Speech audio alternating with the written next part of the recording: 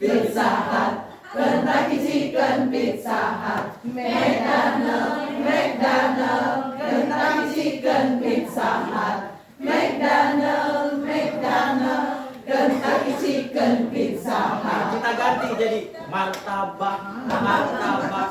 Ayam goreng dan martabak. Oke, martabak. Begininya kita jadi ini tuan. Oke, ini tuan. Yang besar ya, seperti ini. Oh, ini tuan. Oh iya. Kalau sudah bisa. Ya, oke, satu, dua, tiga. Martabak. Ayam goreng dan martabak. Ayam goreng dan martabak. Tiru tuan, ayam goreng dan martabak. Tiru tuan, ayam goreng dan martabak.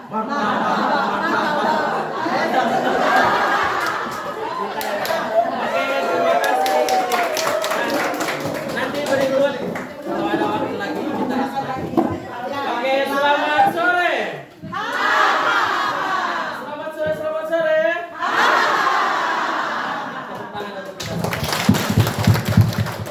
Pertama deh, teman-teman sekalian, ice breaking tadi, edukasi apa yang orang dapat? Satu, konsentrasi. Apalagi? Bangun dan beruang. Bangun datar, bangun beruang. Bangun datar. Apalagi masih ada? Apalagi? Jenis makanan. Ayo, sebangun makanan. Apalagi? Iya, boleh juga. Olahraga ada dari background ini. Jadi setiap kita ice breaking kalau ke anak-anak, habis itu tanyakan dari ice breaking yang diberikan, edukasi apa yang orang dapat ambil. Mari jangan jasur dulu, kasih dia ice breaking dulu, baru nanti orang yang bereksplorasi pikir apa yang orang boleh ambil dia pelajaran dari ice breaking yang so dilaksanakan. Sama dengan tadi ada pembelajaran matematika, ada pembelajaran apa lagi? Iya, PJOK, apa lagi? IPAS juga masuk ada. Cuman nanti ke konteks yang lebih nyata lagi. Mana tuh Pak Hasbiani? Kalau martabak bukan segi empat. Iya Pak. Lingkaran.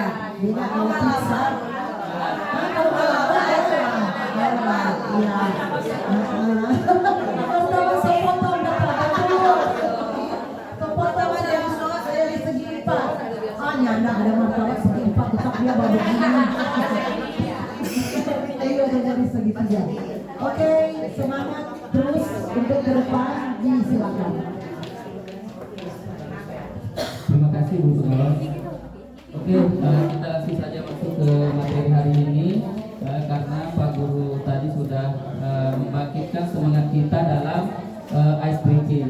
Karena ice breaking ini juga perlu kita lakukan di dalam kelas bersama dengan murid karena ice breaking ini merupakan salah satu dari kesadaran penuh, membangkitkan kesadaran penuh bagi siswa. Ya. Dan untuk materi hari ini yaitu pembelajaran berdiferensiasi. Ya, jadi hari ini saya akan membawakan materi tentang pembelajaran berdiferensiasi. Kenapa saya mengangkat materi? Karena saya kira ini yang sangat perlu untuk kita pahami sebagai seorang pendidik.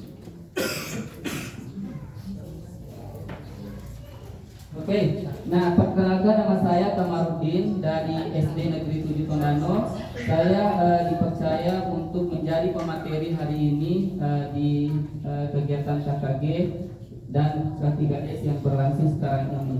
Dan sekedar informasi bahwa saya sekarang sedang mengikuti pendidikan guru penggerak angkatan 10, dan mudah-mudahan juga di angkatan 12 sudah banyak lagi dari Tondano Utara yang bisa mendaftar dan lolos dalam pendidikan guru penggerak angkatan 12. Nah, mengapa pembelajaran berdiferensiasi?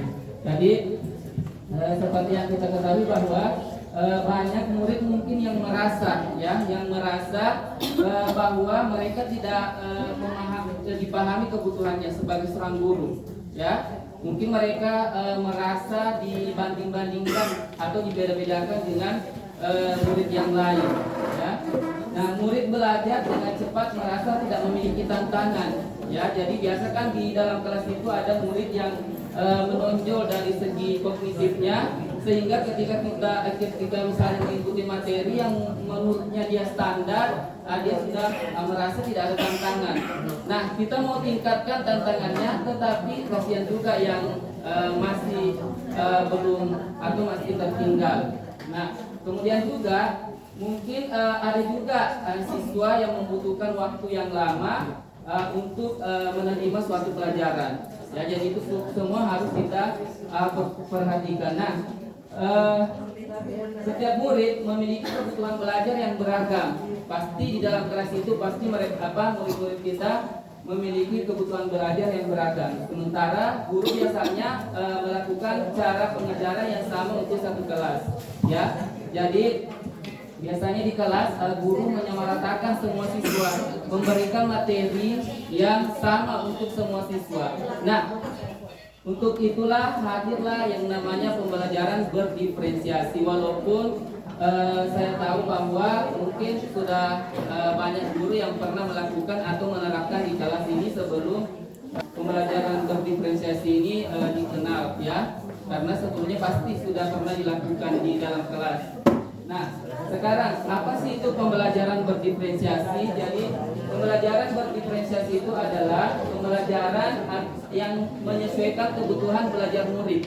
Ya, jadi disesuaikan dengan kebutuhan belajar murid untuk memenuhi kebutuhan individunya. Nah, bukan berarti di dalam kelas itu jika terdiri atas 20 siswa misalnya, kita harus menyiapkan 20 cara yang berbeda untuk mengajar mereka, bukan seperti itu.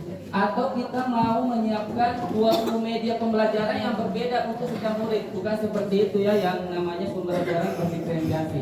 Nah, di dalam kelas yang mengimplementasikan pembelajaran berdiferensiasi, seorang guru melakukan upaya yang konsisten untuk merespon kebutuhan belajar murid. Nah, berikut sehingga dapat disimpulkan bahwa pembelajaran berdiferensiasi adalah keputusan masuk akal atau common sense yang dibuat oleh guru yang berorientasi kepada kebutuhan belajar murid. Nah, ini yang perlu diperhatikan. Ya, oke. Nah, lanjut ya.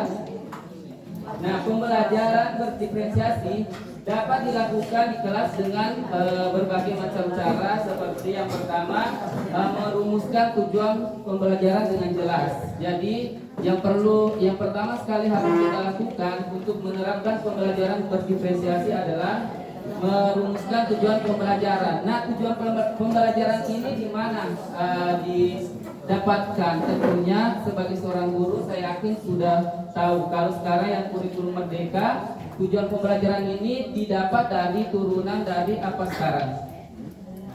Capaian sumber pembelajaran, ya. Jadi didapat dari capaian pembelajaran. Jadi capaian pembelajaran itu diurai sehingga nanti diturunkan menjadi tujuan pembelajaran. Kemudian yang kedua adalah memetakan kebutuhan belajar murid. Jadi yang perlu kita lakukan selanjutnya adalah memetakan kebutuhan belajar murid. Nah, melalui apa kita bisa memetakan kebutuhan belajar murid ini? Yaitu melalui tes diagnostik, ya, tes diagnostik awal. Apalagi yang baru-baru masuk tahun ajaran baru, saya yakin sudah banyak yang menerapkan tes diagnostik awal untuk mengetahui kemampuan awal dari siswa, baik itu secara kognitif maupun secara non kognitif. Ya, lanjut. Nah, menciptakan lingkungan belajar yang mengundang murid untuk belajar. Jadi kita harus memperhatikan, ya. Mungkin di dalam satu kelas itu ada yang mungkin senang belajar dalam kelompok, ada juga mungkin yang tidak senang belajar dalam kelompok. Jadi kita harus memperhatikan, jangan semuanya diratakan karena ada yang tidak senang belajar kelompok kita sama ratakan semua. Kan di dalam itu ada mungkin yang senang belajar dengan mandiri, ya. Kemudian berikut adalah melakukan manajemen kelas yang efektif. Dan lanjut, melakukan penilaian yang berkelanjutan. Nah, biasanya penilaian berkelanjutan seperti penilaian formatif, kemudian dilanjutkan dengan penilaian sumatif di akhir bab atau unit atau di akhir semester, ya. Kalau di pembelajaran yang formatif itu selama proses pembelajaran. Saya yakin semua guru sudah tahu apa sih fungsi daripada tes formatif dan tes sumatif. Nah, untuk dapat memenuhi kebutuhan belajar murid, ada beberapa aspek yang perlu kita perhatikan. Yang pertama, aspek kesiapan belajar murid. Ya, jadi kesiapan belajar murid. Kemudian yang kedua adalah profil belajar murid, dan yang ketiga adalah minat belajar murid. Nah, yang pertama kesiapan belajar murid dulu. Jadi kesiapan belajar murid ini adalah kapasitas untuk mempelajari materi, konsep atau keterampilan baru. Jadi biasanya disinilah fungsinya yang namanya tes diagnostik kognitif, ya. Jadi tes diagnostik kognitif disinilah fungsinya untuk memetakan kesiapan belajar siswa, ya. Nah, nanti melalui tes diagnostik kognitif itu kita bisa lihat, oh, siswa ini memiliki kemampuan awal yang sedang, siswa ini memiliki kemampuan awal yang sudah tinggi. Jadi kita bedakan berdasarkan kesiapan belajarnya. Kemudian berikut adalah minat belajar murid. Nah, untuk minat belajar murid itu merupakan suatu keadaan mental yang menghasilkan respon terarah kepada suatu situasi atau objek tertentu yang menyenangkan dan memberikan kepuasan diri pada diri murid saat belajar. Nah, ini yang terkait dengan minat, mungkin di dalam kelas kita atau mungkin siswa yang senang belajar bahasa Indonesia, ada mungkin yang senang belajar matematika, ada juga yang mungkin seni. Nah, itu juga harus kita perhatikan, ya. Jadi jangan disamaratakan supaya semua siswa diajar berdasarkan kebutuhannya. Lanjut. Nah, tujuan melakukan pembelajaran yang berbasis minat yaitu diantaranya yang pertama membantu murid menyadari bahwa ada kecocokan antara sekolah dan kecintaan mereka sendiri untuk belajar. Yang saya tadi contoh, anak yang senang belajar bahasa Indonesia ya kita fasilitasi. Ya, mungkin ketika misalnya belajar, walaupun misalnya belajar IPA, contohnya misalnya di materi perubahan wujud benda yang mungkin saja karena dia senang belajar bahasa Indonesia, mungkin kita bisa fasilitasi, mungkin di produknya nanti bisa kita kasihkan tugas yang seperti misalnya membuat poster, ya. Kan poster itu kan bahasa Indonesia, jadi bisa, oh dia cinta bahasa Indonesia, tapi kita fasilitasi atau menyuruh siswa untuk membuat karangan deskriptif, ya, seperti itu. Lanjut, mendemonstrasikan keterhubungan antar semua pembelajaran. Jadi biasanya di dalam pembelajaran diferensiasi itu terkait dengan minat tadi. Nah, inilah yang menghubungkan antara mata pelajaran yang satu dengan mata pelajaran yang lain. Seperti contohnya tadi, mungkin dia belajar IPA, kita bisa mengintegrasikannya ke dalam pelajaran bahasa Indonesia. Seperti tadi membuat poster atau menyuruh siswa membuat karangan deskriptif untuk yang kelas-kelas tinggi, ya. Kemudian lanjut, menggunakan keterampilan atau ide yang dikenal murid sebagai jembatan untuk mempelajari ide atau keterampilan yang kurang dikenal atau baru bagi mereka. Dan yang terakhir adalah meningkatkan motivasi murid untuk belajar. Jadi untuk pembelajaran berdiferensiasi ini akan membantu murid atau memotivasi murid untuk belajar. Kenapa? Karena kita sudah mengajar mereka sesuai dengan kebutuhan yang mereka inginkan, ya. Lanjut. Nah, terkait dengan minat belajar murid, itu bisa dilihat dari dua perspektif, yaitu minat situasional dan minat individu. Nah, untuk minat situasional contohnya seperti mungkin ada anak yang tidak senang tentang hewan, tetapi lantaran gurunya dia senang, gurunya mungkin mengajar dengan menarik, ya. Mungkin dia senang karena gurunya memberikan pembelajaran yang menyenangkan ketika dipelajari. Jadi walaupun si anak ini tidak senang belajar tentang hewan, tapi dia akan mengikuti. Kenapa? Karena dia sudah terlanjur tertarik dengan cara mengajar guru. Ya, jadi ini yang terkait dengan minat situasional. Kalau yang terkait dengan minat individu, contohnya seperti kebalikannya tadi. Kalau tadi kan yang dia senang dengan cara mengajar guru. Kalau ini malah dia senang dengan minatnya sendiri. Jadi misalnya anak itu senang dengan belajar hewan. Nah, ketika dia mendapatkan materi tentang hewan, pasti dia akan, walaupun misalnya gurunya tidak mengajar dengan menarik, dia tidak ini, tetapi dia karena terlanjur senang dengan atau cinta dengan hewan itu, dia akan mengikuti dengan baik karena motivasinya itu sudah ada di dalam dirinya. Ya, lanjut. Ini pengertian tadi. Kemudian profil belajar murid. Nah, terkait dengan profil belajar murid ini ada seperti lingkungan, yang tadi yang lingkungannya mungkin ada siswa yang senang belajar, yang tidak senang ketika bising atau ribut. Mungkin ada juga siswa yang tidak senang kalau misalnya ada dia kayak gerakan-gerakan ya yang mengganggu konsentrasi mereka. Itu yang berkaitan dengan lingkungan. Kemudian yang berkaitan dengan budaya lagi. Nah, ini seperti tadi budaya, mungkin dia senang bekerja dalam kelompok atau dia senang bekerja secara mandiri. Dan gaya belajar. Kalau gaya belajar ini yang dibedakan menjadi 3. Ada gaya belajar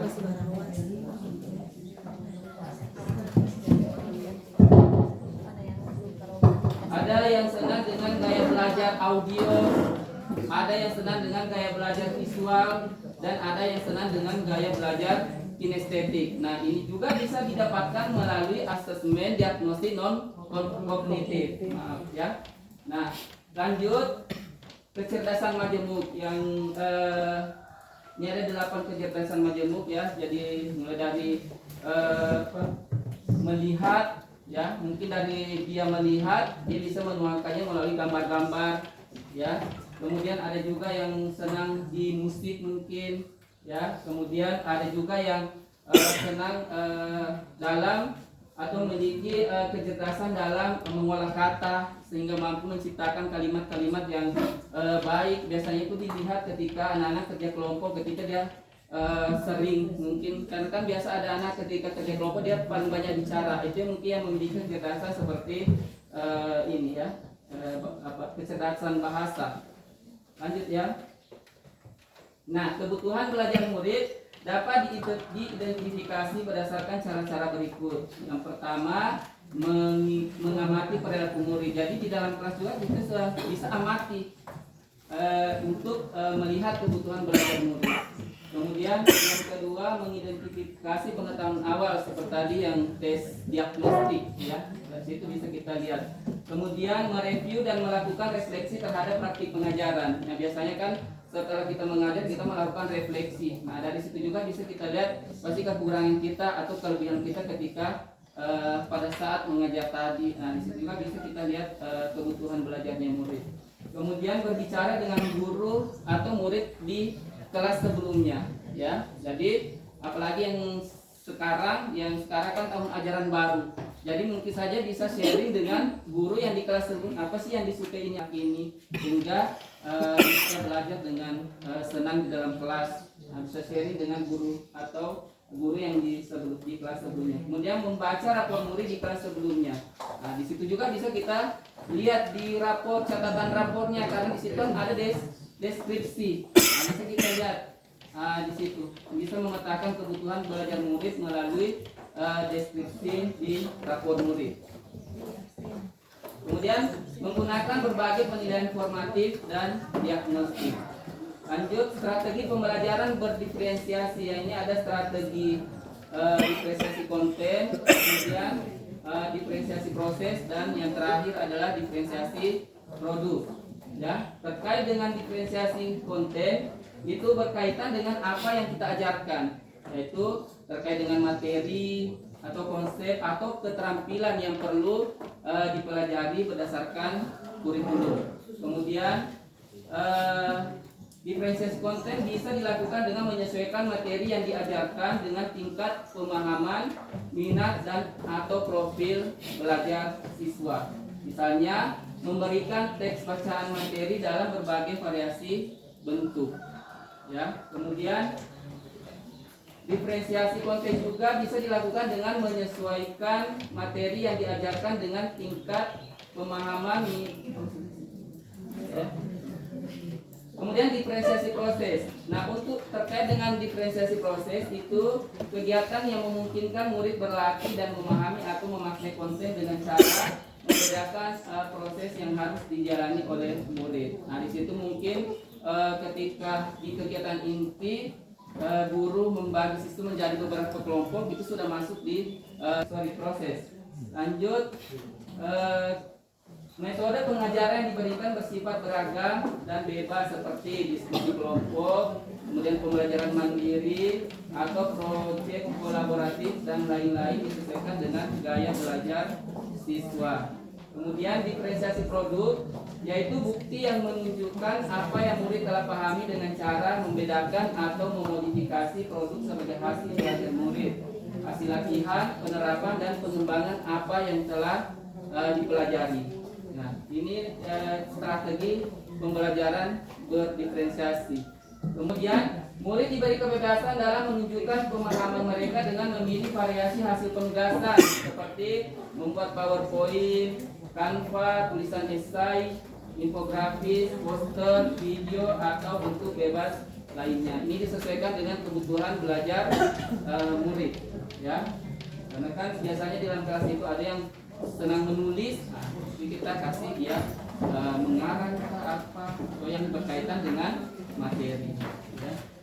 Berikut, nah contoh praktik pembelajaran diferensiasi. Nah ini ya konten. Mulai dari kesiapannya, guru bahasa menyediakan novel dengan kompleksitas sedang dan ringan untuk murid yang terbiasa dan belum terbiasa membaca. Untuk yang minatnya, guru olahraga menawarkan pilihan topik materi olahraga yang berbeda pada saat mempelajari tentang cabang olahraga atletik. Kemudian yang berkaitan dengan profil belajar, guru IPS menawarkan materi dengan cakupan yang berbeda untuk murid yang memilih bekerja secara mandiri atau berkelompok. Kemudian untuk proses terkait dengan kesiapan, guru matematika memberikan dampingan yang berbeda menurut skala intensitas terhadap murid dengan kemampuan menghitung yang berbeda. Jadi ini prosesnya. Kemudian terkait dengan minat, guru agama memberikan pilihan kepada murid untuk mengumpulkan informasi mengenai ritual keagamaan melalui observasi, wawancara, atau studi dokumen. Kemudian yang terkait dengan profil belajar, guru sejarah menyajikan topik sejarah masa kerajaan dengan narasi, video, kunjungan, kreasi, dan sebagainya untuk mengakomodir tipe kecerdasan yang beragam. Dan terkait dengan produk, guru prakarya memberikan opsi untuk membuat karya berdasarkan kompleksitas tertentu sesuai dengan kemampuan murid. Kemudian minat, guru IPA membebaskan murid untuk menunjukkan kemampuannya dalam menguasai hukum Newton melalui pembuatan infografis, buku saku, atau video eksplanasi. Dan untuk profil belajar, guru tari memberikan opsi menampilkan tarian melalui rekaman video bagi murid yang memiliki kendala psikologis untuk melakukan penampilan secara langsung. Nah ini contoh praktik diferensiasi yang biasanya dilakukan di dalam kelas. Nah, dengan memperhatikan perbedaan individu pembelajaran dapat membantu setiap siswa belajar dengan cara yang paling efektif bagi mereka. Nah, siswa yang memiliki kemampuan lebih tinggi dapat diberikan tantangan lebih. Sementara siswa yang membutuhkan bantuan tambahan dapat mendapatkan dukungan yang sesuai. Bukan berarti siswa yang memiliki kemampuan lebih tinggi diperbanyak soalnya, bukan seperti itu ya, bukan diperbanyak soalnya. Kemudian selain itu dengan menyesuaikan metode pengejaran dengan kebutuhan siswa, pembelajaran berdiferensiasi membantu meningkatkan motivasi dan keterlibatan siswa yang pada akhirnya dapat meningkatkan hasil belajar mereka secara optimal. Nah, sampai di situ pemaparan materi dari saya. Atau ada yang mau ditanyakan, dipersilakan.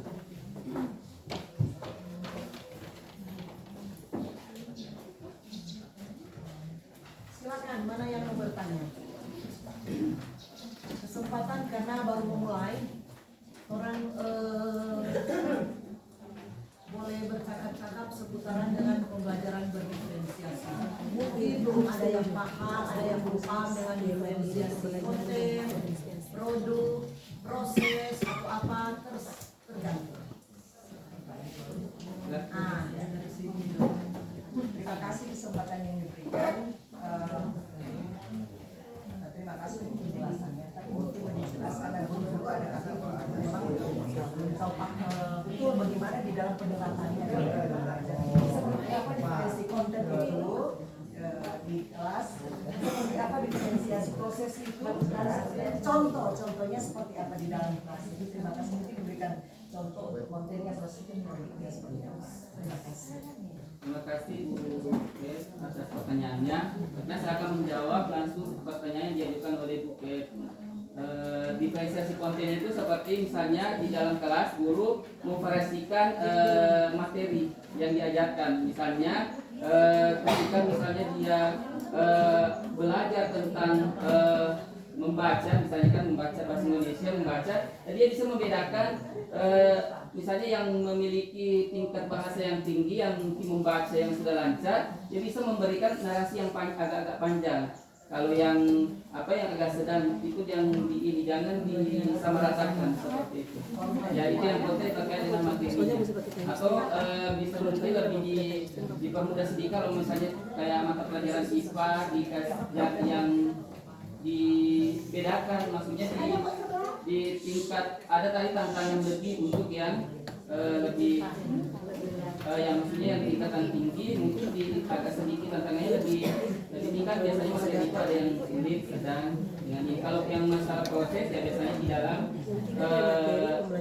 pembagian kelompok, dikelompokkan berdasarkan kan sebelum melakukan pembelajaran berdiferensiasi tadi tentunya sudah melakukan asesmen diagnostik. Nah dari situ bisa dilihat ini siswa senang mungkin di visual. Nah berarti mungkin dikelompokkan sesama siswa yang visual, yang suka visual. Kemudian difasilitasi ya mungkin gambar-gambar, infografi. Nah, kalau yang mungkin saya yang senang mendengarkan, mungkin melalui penjelasan guru atau diputarkan yang berupa audio. Kalau yang diferensiasi produk, nah contohnya seperti nanti dia menghasilkan apa? Mungkin dilihat mungkin kita lihat dari segi minatnya, mungkin dia minat di seperti tadi minat mungkin di menggambar ya mungkin kita boleh kan masukkan seperti poster, poster itu menggambarkan poster. Kemudian di dalam materi satu materi ketika mengajar, apakah ini diferensiasi ini tiga itu ada di dalam satu pembelajaran satu materi itu atau di satu ketika mengajar itu masalah satu ini yang muncul atau tiga-tiganya itu dimunculkan? Ya, terima kasih. Itu tergantung dari tergantung dari guru ya. Kalau misalnya tiga-tiganya mau diambil atau tiga-tiga itu bisa dimasukkan dalam rancangan pembelajaran itu boleh. Maka kalau misalnya hanya dua tidak mesti harus semuanya, tapi boleh juga ketiga-tiganya. Iya boleh. Boleh satu, boleh dua. Iya, boleh semua. Karena tergantung dari kebutuhan.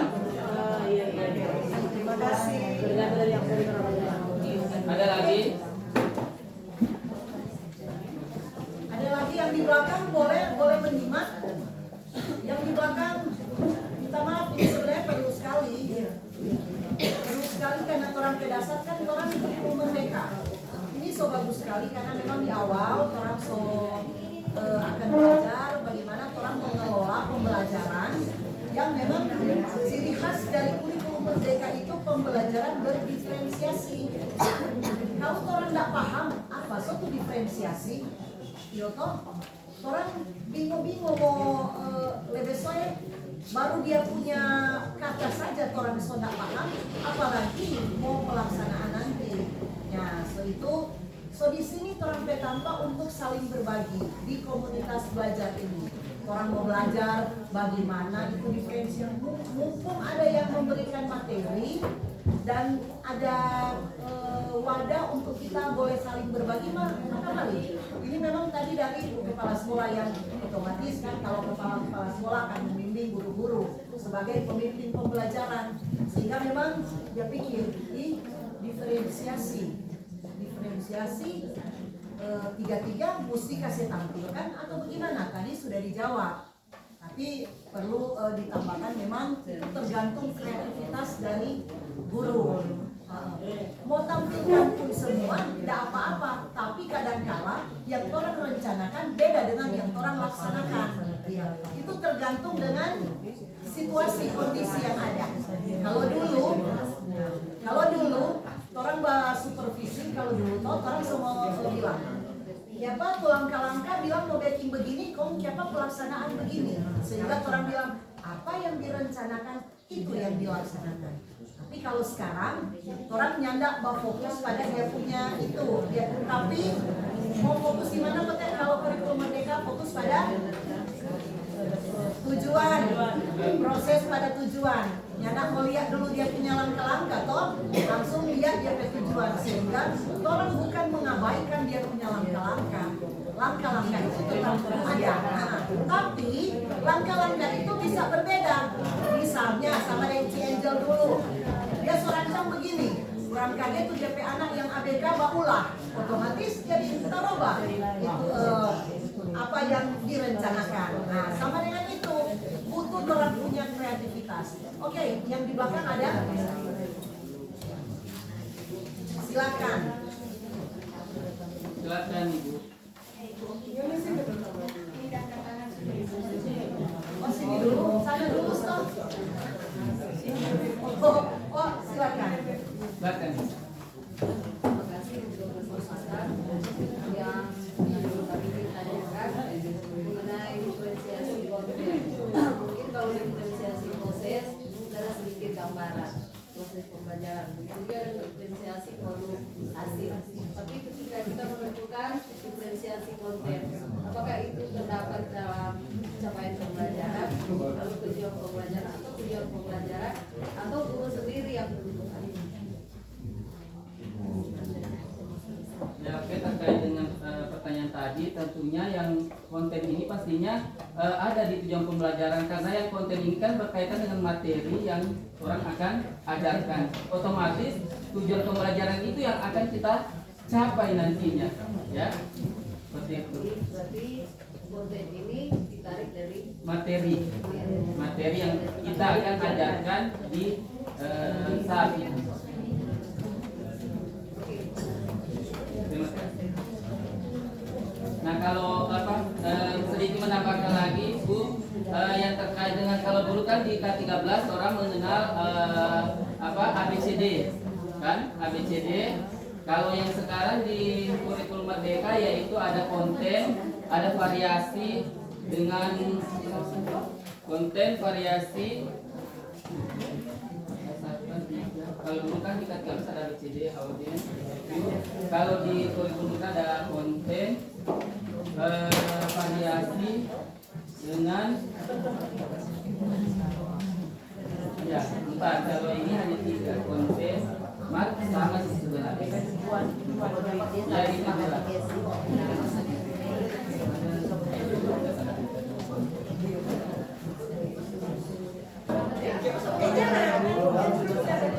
Bapak, Ibu, guru yang hebat, ini salah satu contoh pembuatan modul saya.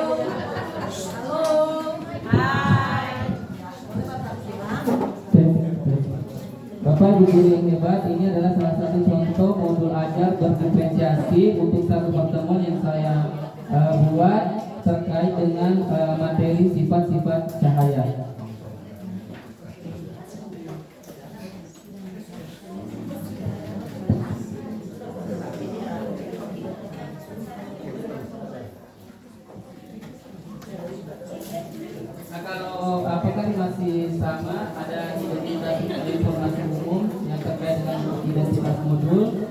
Kemudian kompetensi awal ada profil pelajar Pancasila, kemudian ada sarana dan prasarana, target peserta didik. Nah, ini salah satu contoh memetakan kebutuhan pelajar murid.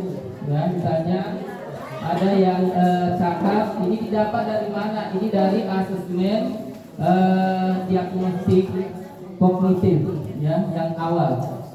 Ya, ini prosesnya seperti itu.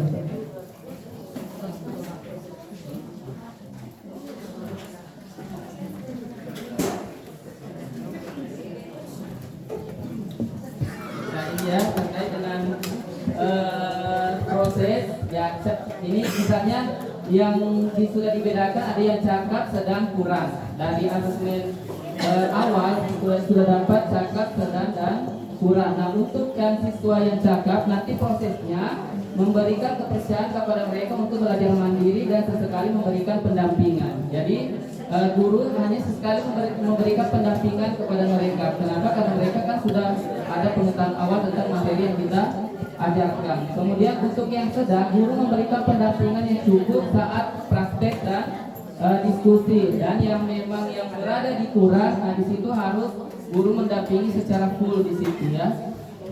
Nah, seperti contohnya. Kemudian untuk berikut pemetaan kebutuhan belajar berdasarkan minatnya, ya. Tanya untuk yang produknya itu membuat cerita narasi terkait pengalaman siswa tentang sifat-sifat cahaya. Kemudian mendata benda-benda dalam kehidupan sehari-hari. Yang ini yang senang, yang pertama ini yang senang dengan bahasa. Kemudian yang kedua ini yang senang dengan matematika. Kemudian yang ketiga ini yang senang dengan seni. Kemudian yang keempat yang senang dengan ilmu sains. Nah, yang senang dengan matematika disuruh mendata benda-benda dalam kehidupan sehari-hari yang memanfaatkan sifat cahaya. Nah, dari situ nanti akan disuruh hitung presentasi dari itu kan kalau presentasi menghitung itu kan berkaitan dengan matematika. Kemudian untuk yang suka dengan seni itu membuat gambar poster yang berkaitan dengan sifat-sifat cahaya, dan yang berkaitan dengan ilmu sains yaitu membuat video yang mempraktekkan sifat cahaya. Ini salah satu contoh berdasarkan minat.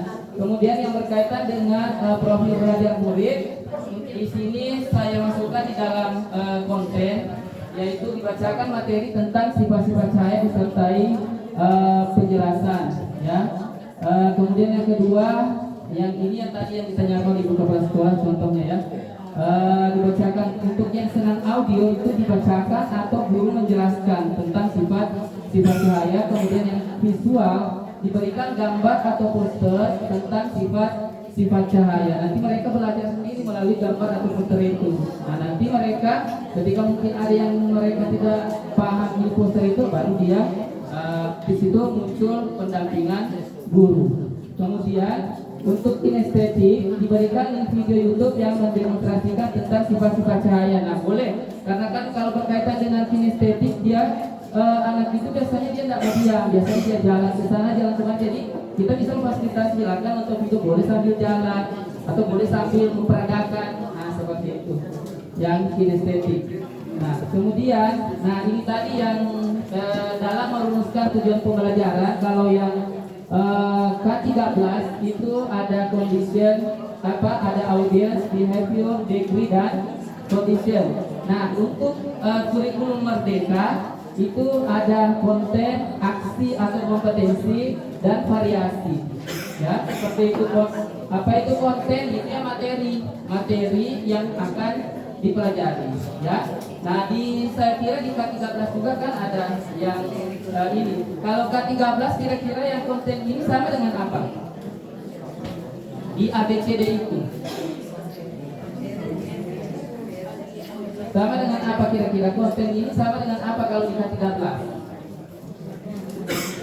Sama dengan behavior, ya.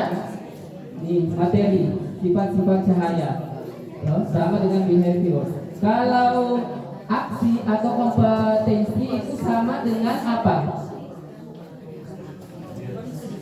Masuk di behavior juga. Ya, ini Kemudian untuk variasinya ini kondisi, ya, kondisinya, ya. Jadi dilakukan melalui cara apa, ya? Nah, untuk siswa memahami materi itu, ya, biasanya melalui sumber bacaan yang beragam. Tadi melalui sumber bacaan beragam, disinilah nanti akan ada diferensiasinya. Iya, sama. Cuma kalau kan 13 kan tidak menutup juga ada degree di situ, ya kan? Nah, sama ini juga tidak ada degree-nya. Kalau di sudah konten, aksi, variasi, ya, hanya sampai di behavior. Ya. Hah? Warna. Iya ini ya, merah, konten, bahasanya saya sengaja blog karena ini kan termasuk salah satu tugas saya di PGP, jadi saya pasti boleh melihat dulu. Lanjut. Nah, ingat juga ketika misalnya kita memberikan bidang proses pembelajaran dalam kelas itu ada pertanyaan pemantik. Jangan lupa ya, pertanyaan pemantik ini untuk memancing siswa supaya dia bisa ikut dalam pembelajaran. Kita biasa kan ada siswa yang masih ngomong apa. Salah satu contohnya tadi juga dengan melakukan ice breaking. Itu salah satu membangkitkan kesadaran penuh pada siswa. Kemudian untuk persiapan pembelajaran saya kira sudah sama di K13. Dan ini yang kegiatan awal sama. Nah, ini salah satu contoh. Kita inti saja ya, kita inti. Nah, ini pertanyaan pemantik. Nah, untuk diferensiasi kontennya,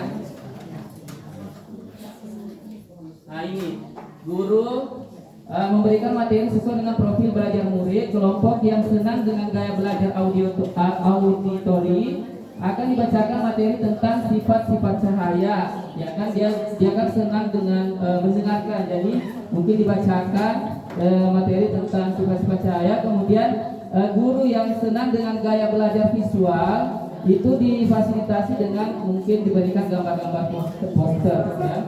Dan untuk yang kinestetik seperti tadi diberikan di video, mereka bisa memperagakan melalui video tersebut. Terus untuk diferensiasi prosesnya, nah seperti ini ya. Guru kemudian memberikan bantuan kepada kelompok yang membutuhkan bimbingan berdasarkan kesiapan belajar murid. Nah, setiap kelompok mendapatkan perlakuan yang berbeda berdasarkan kesiapan belajar mereka, ya. Kemudian lanjut di produk. Nah, di sini tadi produk. Ini kebetulan saya ambil semua konten, proses, dan produk. Nah, yang produknya seperti ini ya. Kelompok yang memiliki minat pada bahasa diberikan tugas untuk mendata benda-benda dalam kehidupan sehari-hari. Membuat cerita narasi terkait pengalaman mereka tentang sifat-sifat cahaya yang telah mereka pelajari. Ini kalau yang terkait dengan bahasa. Kemudian yang terkait dengan matematika diberikan tugas untuk mendata benda-benda dalam kehidupan sehari-hari yang memanfaatkan sifat-sifat cahaya dalam bentuk tabel yang berisi nama benda. Nah, dari situ nanti mereka akan mempresentasikan dalam bentuk persentase, kan yang berhubungan dengan hitungan itu pasti matematika, ya. Terus berikut, nah seperti ini saja, ya. Saya kira sudah ada gambaran sedikit tentang pembelajaran diferensiasi. Apalagi, ya. Siapa tahu mungkin masih ada yang mau bertanya, boleh sebelum ditutup dan berpindah ke materi yang selanjutnya akan dibawakan oleh Ibu Pengawas. Ada yang mau bertanya? Ada? So paham? Nah, untuk bentuk penilaian, ini saya ambil hanya dari segi sikap, kemudian pengetahuan, sama seperti dan keterampilan. Ini tinggal nama.